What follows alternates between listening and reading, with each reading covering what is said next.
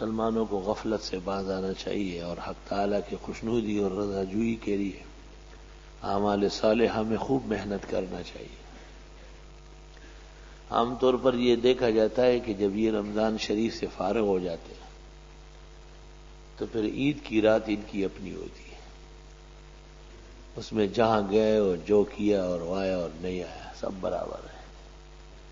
احادیث میں لیلۃ العید کو یوم الجعل کہا ہے، یعنی وہ انعام جس کا وعدہ رمضان شریف میں تھا وہ عید کی رات ملتا ہے۔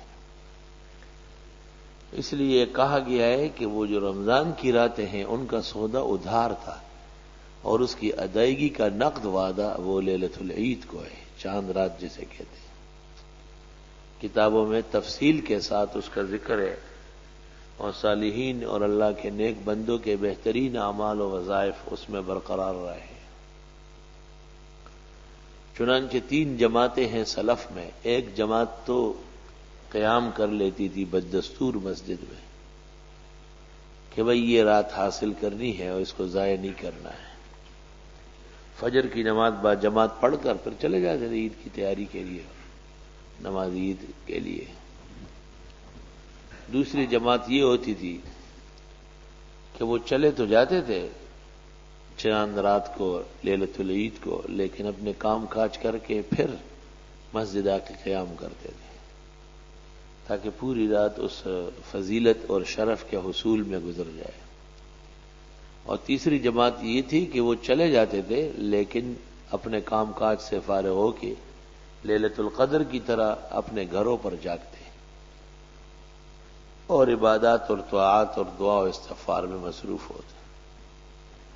سو یاد رہے کہ یہ خوشیوں کی راتیں ظاہری خوشی کی نہیں ہے کہ ہم نے نئے کپڑے پہنے اور ہم نے کئی قسم کے طعام تیار کیے اور لوگوں سے مل ملا لی۔ یہ جو باطنی خوشی اول ہے روحانی، اور وہ یہ کہ رمضان المبارک میں جو وعدہ ہوا تھا اس وعدے کے انعام کی ادائیگی کی گھڑی اور رات ہے۔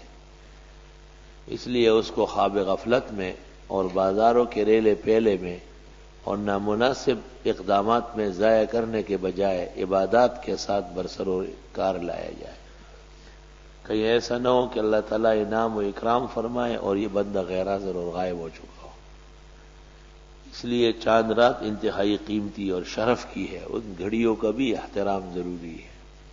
الحمدللہ رب العالمین، استغفرک اللہم و نسألک السلام علی نبینا لہ الملک و لہ الحمد وعلی کل شیء۔